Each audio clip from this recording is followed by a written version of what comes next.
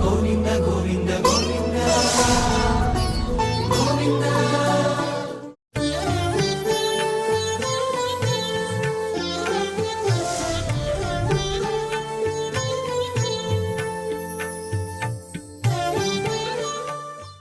ఓం నమో వెంకటేశాయ.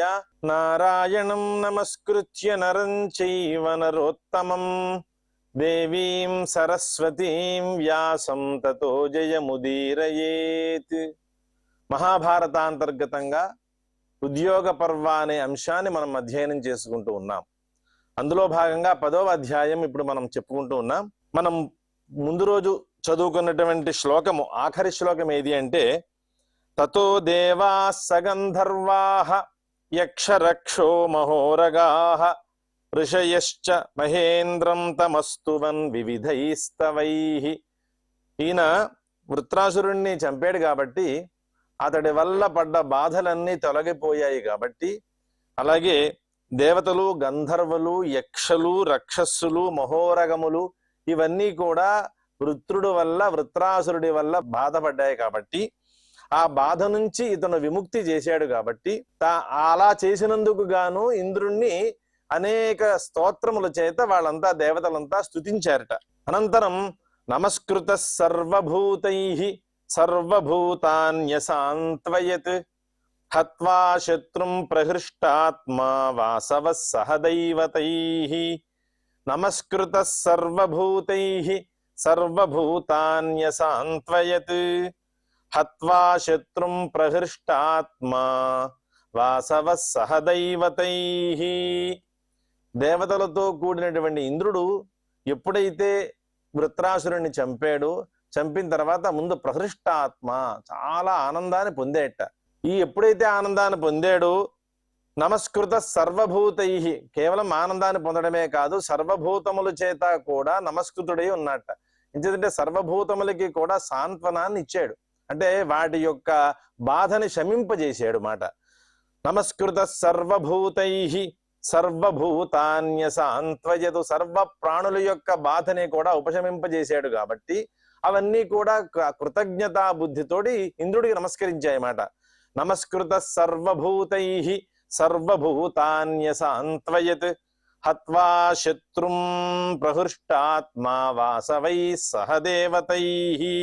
నమస్కృత సర్వభూతైః సర్వభూతాన్యసాంత్వయత్ హత్వా శత్రుం ప్రహృష్టాత్మా వాసవః సహదైవతైః. విష్ణుం త్రిభువనశ్రేష్ఠం పూజయామాస ధర్మవిత్ తతో హతే మహావీర్యే వృత్రే దేవభయంకరే.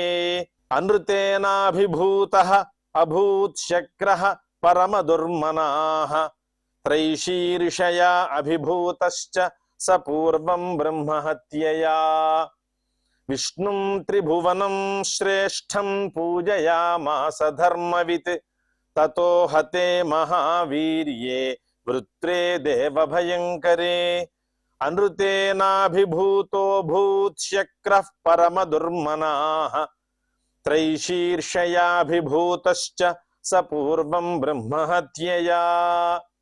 ఎప్పుడైతే ఈ విధంగా వృత్రాసురుణ్ణి అతను హననం చేశాడో, అనంతరం ఏం చేశాడు అంటే, పూర్వం చెప్పుకున్న శ్లోకంలో అపాంఫేనం అనేది ఆ హనన సాధనమైందని మనం అనుకున్నాం కదా. అపాంఫేనం అంటే సముద్రపు నొరగతోటి వృత్రాసురుడి యొక్క శిరస్సు ఛేదన చేశాడు. అప్పుడు మహావిష్ణువే అందులో ప్రవేశించాడు వజ్రంలో, ఆ ఫేనంలో, అంటే వజ్ర సదృశమైనటువంటి ఫేనంలో మహావిష్ణువు ప్రవేశించాడు కాబట్టి దానికి శిరశ్ఛేదన సాధన యోగ్యత అనేది వచ్చింది. మహావిష్ణువు యొక్క మాయా ప్రవేశం లేకపోతే ఆ ఫేనం ఆ శిరస్సుని ఛేదించే సామర్థ్యం లేనిదే అవుతుంది. లోకంలో కూడా మనం ఒక అసాధనం, అది ఒక హనన సాధనం కాదు కదా సముద్రపు నొరగ అనేది. కేవలం ఆ నొరగతోటి ఒక మనిషిని మనం ఎట్లా చంపగలుగుతాము అంటే అందులో మహావిష్ణువు యొక్క ప్రవేశం ఉంది కాబట్టి, అతని కోరిక అనుసరించి ఏది నన్ను చంపడానికి సాధనము కాదు అనేక వరాన్ని అడిగాడు కాబట్టి అతనికి ఇచ్చిన వరాన్ని అనుసరించి అపాంఫేనం అనేది అతను అడిగిన వరాల్లో లేదు కాబట్టి తద్వారా అతన్ని హతమార్చడానికి ఆ అపాంఫేనం సముద్రపు నురగని అతన్ని చంపడానికి సాధనంగా వాడుకున్నాడు. కేవలం అది సాధనం ఎలా అవుతుంది అంటే సాధనం అయ్యింది. ఆ సాధనంలో మహావిష్ణువు ప్రవేశించాడు కాబట్టి, మహావిష్ణు ప్రవేశం ద్వారా అది పరమ ఆయుధం అయింది కాబట్టి, వృత్రాసురుణ్ణి చంపేటటువంటి అర్హత కలిగింది కాబట్టి, దానితోటి వృత్రాసురుణ్ణి ఇంద్రుడు వధించాడు. అనంతరం ఆ వధ అయిన తర్వాత నమస్కృత సర్వభూతై సర్వభూతాన్యసాంత్వయత్ హత్వా శత్రుం ప్రహృష్టాత్మా వాసవ సహదైవతై విష్ణుం త్రిభువన శ్రేష్టం పూజయామాస ధర్మవిత్. ఎందుకు మహావిష్ణువుని పూజించాడంటే అతని యొక్క అపాంఫేనం అనేది అంటే వృత్రాసురుణ్ణి వధించడానికి సాధనమైన ఆ సముద్రపు నురగలో మహావిష్ణువు ప్రవేశించాడు కాబట్టి కృతజ్ఞతా బుద్ధితో ఇతను ఆరాధిస్తున్నట్ట. విష్ణుం త్రిభువనం శ్రేష్టం పూజయామాస ధర్మవిత్. ధర్మవిత్ ఆయన మహా ఇంద్రుడు కాబట్టి, ధర్మజ్ఞానాన్ని తెలిసినవాడు కాబట్టి, అతను ఎవరిని పూజించాలో తెలుసు కాబట్టి, ఎవరు లోకోపకారకమైందో ఏ హనన సాధనమైనటువంటి అపాంఫేనము దాంట్లో మహావిష్ణువు ప్రవేశం ద్వారా అతను ఇంద్రుడు వృత్రాసురుణ్ణి వధించాడు కాబట్టి, తద్వారా అతనికి కృతజ్ఞతా బుద్ధితో చేసుకునేటటువంటి ఒక పూజ. త్రిభువన శ్రేష్ఠుడు ఆయన మహావిష్ణువు అంటే 3 లోకముల్లోనూ అంతటి శ్రేష్ఠుడు మరొకడు లేడు కదా. విష్ణుం త్రిభువన శ్రేష్టం పూజయామాస ధర్మవిత్ తతో హతే మహావీర్యే వృత్రే దేవభయంకరే. వృత్రే దేవభయంకరే అంటే దేవతలందరిలోనూ భయాన్ని కల్పించేట వృత్రాసురుడు. దేవతలందరూ కూడా చాలా భయపడ్డారు కదా. దేవతలు, ఋషులు, గంధర్వులు అందరూ అతని వల్ల బాధపడిన వారే కాబట్టి వీళ్ళందరికీ అతడు ఒక భయాన్ని కల్పించాడు. కాబట్టి దేవభయంకరే వృత్రే మహావీర్యే హతే సతి. అతడు ఎప్పుడైతే ఇంద్రుడి ద్వారా చంపబడ్డాడో పాపం ఇంద్రుడికి చాలా దుఃఖం కలిగింది. అనృతేనాభిభూతో అభిభూత అభూత్ శక్ర పరమ దుర్మనాహ. ఎంతో దుఃఖమైనటువంటి మనస్సు కలిగి ఉన్నట్ట ఇంద్రుడు. అంటే చెయ్యకూడని పని చేశాడు కాబట్టి, అది చేసిన పని అనేటువంటి బ్రహ్మహత్య. కాబట్టి బ్రహ్మహత్య చేశాను అనేటువంటి ఒక మనోవైకల్యం ఏర్పడడం వల్ల, ఆ వైకల్యం వల్ల ఏం చేస్తున్నాడు, నేను ఒక మహా అనృతాన్ని చేశాను, నేను చేసినటువంటిది సత్యం కాదు కాబట్టి ఎంతో దుఃఖాన్ని పొందుతోంది నా మనస్సు అని అభిభూత తిరస్కృత అంటే చాలా దాని వల్ల అతను కృంగిపోయాడు మనిషి. అనృతేనాభిభూత అభూత్ శక్ర పరమ దుర్మనాహ. పూర్వం ఏం చేశాడు ఆయన, త్రైశీర్షయాభిభూతశ్చ సపూర్వం బ్రహ్మహత్యయా. త్రిశిరస్కుడు అనేటటువంటి విశ్వరూపుణ్ణి కూడా ఆయన చంపాడు కదా, వధించాడు కదా. ఆ బ్రహ్మహత్య చేత అభిభూత తద్వారా కూడా ఆయన ఎంతో దుఃఖాన్ని పొందేట. త్రైశీర్షయాభిభూతశ్చ సపూర్వం బ్రహ్మహత్యయా. ముందు బ్రహ్మహత్య అంటే ఎట్లా చేశాడు, విశ్వరూపుడు అనేటువంటి బ్రాహ్మణ్ణి హననం చేయడం ద్వారా బ్రహ్మహత్య చేశాడు. తద్వారా ఎంతో అనృతాన్ని చేశాడు. ఇప్పుడు వృత్రాసురుణ్ణి చంపాడు. అనృతేనాభిభూతో భూత్ శక్ర పరమ దుర్మనాహ. ఈ విధంగా బ్రహ్మహత్యలు చేస్తూ ఉన్నాడు కాబట్టి ఈ బ్రహ్మహత్యల ద్వారా ఎంతో దుఃఖాన్ని పొందిట మనస్సు. విష్ణుం త్రిభువన శ్రేష్టం పూజయామాస ధర్మవిత్ తతో హతే మహావీర్యే వృత్రే దేవభయంకరే. అనృతేనాభిభూతో భూత్ శక్ర పరమ దుర్మనాహ త్రైశీర్షయాభిభూతశ్చ సపూర్వం బ్రహ్మహత్యయా. ఈ విధంగా కృంగిపోతూ మనసు చాలా దుఃఖంతో ఉన్నట్టు ఇంద్రుడు. సోంతమాశ్రిత్య లోకానాం నష్ట సంజ్ఞో విచేతనః సప్రాజ్ఞాయత దేవేంద్రః త్వవిభూత స్వకల్మషైః. సోంతమాశ్రిత్య లోకానాం నష్ట సంజ్ఞో విచేతనః సప్రాజ్ఞాయత దేవేంద్రః త్వవిభూత స్వకల్మషైః. స్వకల్మషైః తన పాపములేవో తనకి తెలిసింది కాబట్టి ఆ స్వకల్మషములు తన పాపముల చేత అభిభూతుడై ఉన్నాట. ఎంతో కృంగిపోతూ ఉన్నాట. సర్వభూతముల చేత అందరి చేత తిరస్కృతుడై ఉన్నాడు. అంటే ఇతడు బ్రహ్మహత్య చేసిన వాడు అని సర్వభూతములు అతన్ని నిందిస్తున్నాయి కాబట్టి వాటి అన్నిటి చేత తిరస్కృతుడై ఉన్నాడు. కాబట్టి అతను ఏం చేశాడు, సొంతమాశ్రిత్య లోకానాం లోకముల యొక్క చివరికి వెళ్ళిపోయేట ఆయన. అంతమాశ్రిత్య లోకానాం లోకంలో చూడండి, మనం ఎవరికి కనిపించకూడదు అనుకుంటే ఎక్కడ దాకా వెడితే మనని గుర్తుపట్టలేరో అంతవరకు మనం చేరుకుంటాం. అంటే ఇక్కడైతే ఇంకెవరూ మనని గుర్తుపట్టలేరు అని మనం ఒక నిర్ధారణ చేసుకుని ఆ ప్రదేశానికి చేరినట్లుగా మనకి ఆయన లోకముల యొక్క అంతాన్ని వెళ్ళేట, లోకముల యొక్క చివరి భాగం దాకా చేరాడు ఆయన. నష్ట సంజ్ఞో విచేతన. నష్ట సంజ్ఞ అంటే ఏ చేష్ట లేదు ఆయనలో, అంటే స్పృహ కోల్పోయినటువంటి వాళ్ళ ఉన్నాడు.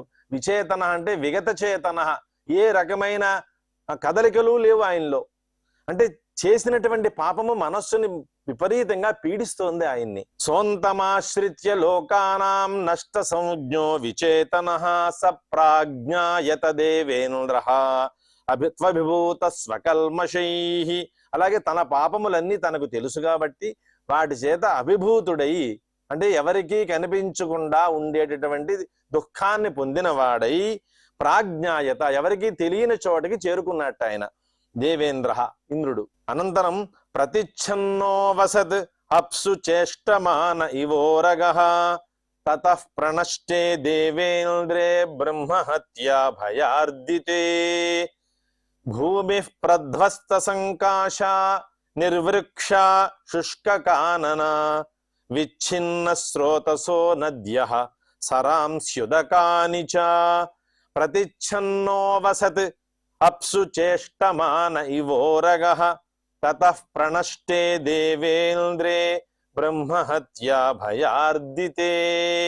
ఎలా ఉన్నాడు ఈయన అంటే లోకాంతాన్ని పొందాడు కదా, ఎవరికీ కనిపించకుండా ఉండాలని లోకముల యొక్క చివరికి వెళ్ళిపోయాడు ఆయన.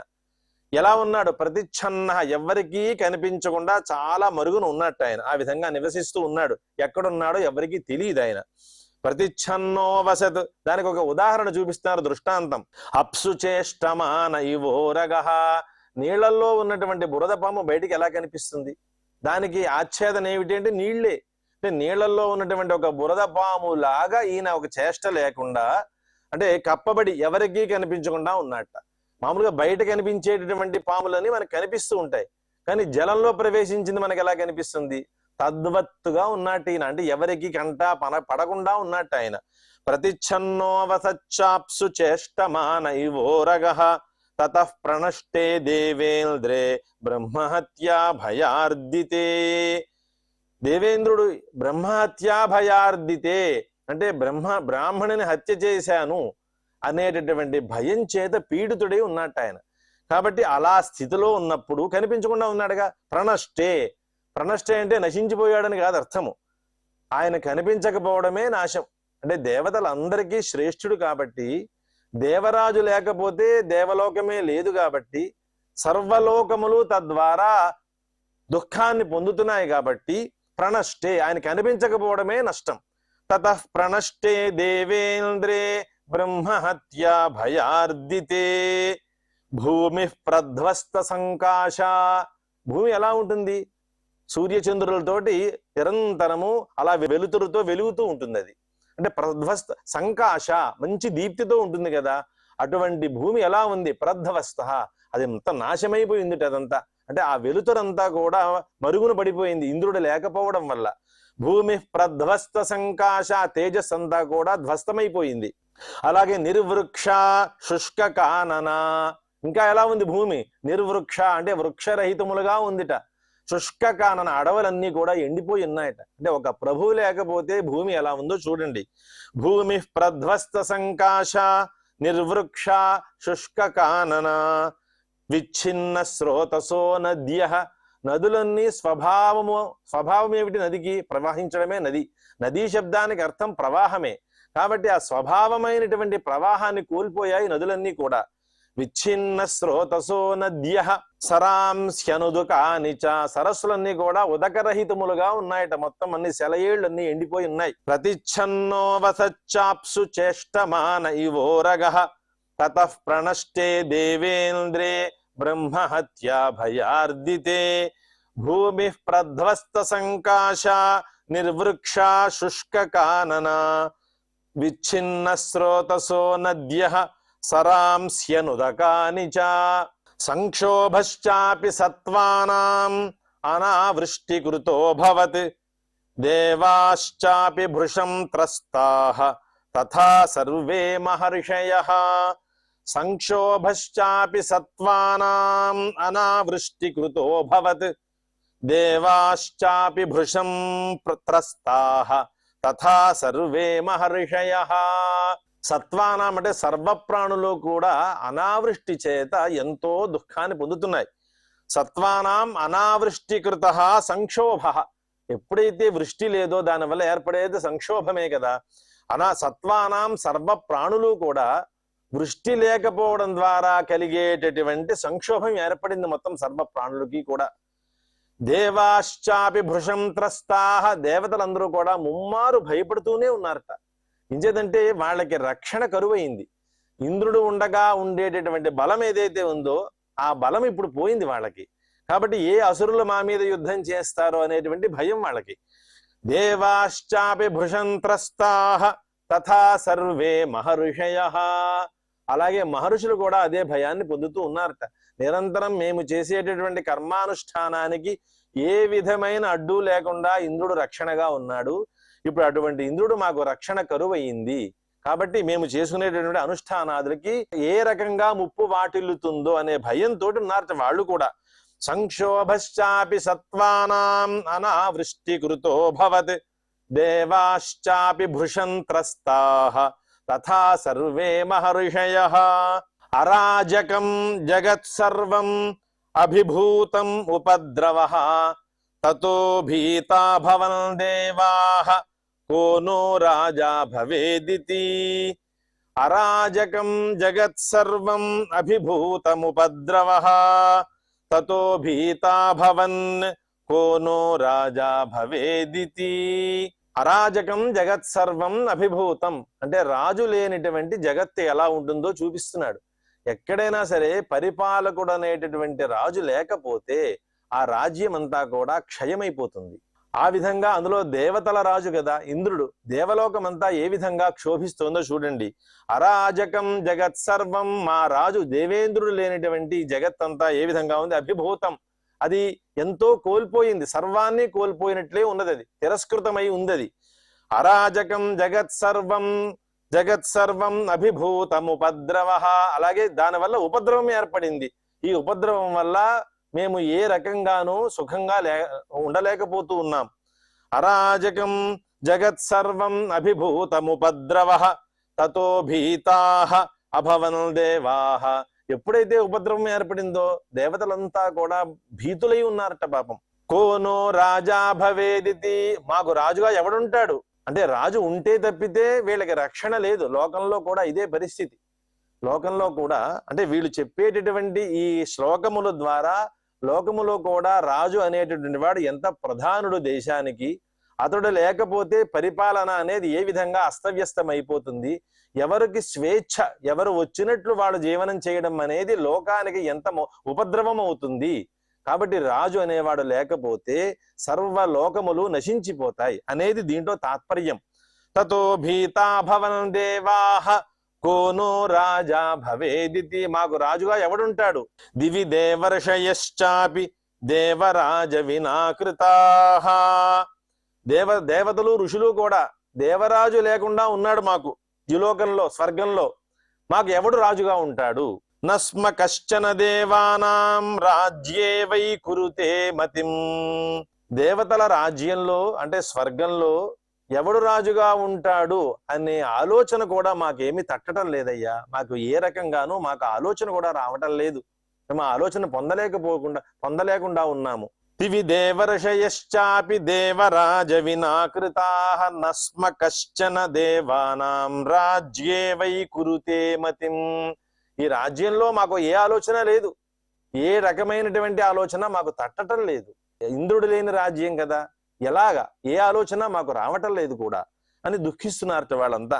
అరాజకం జగత్సర్వమభిభూతముపద్రవః తతో భీతా భవన్ దేవాః కోనో రాజా భవేదితి.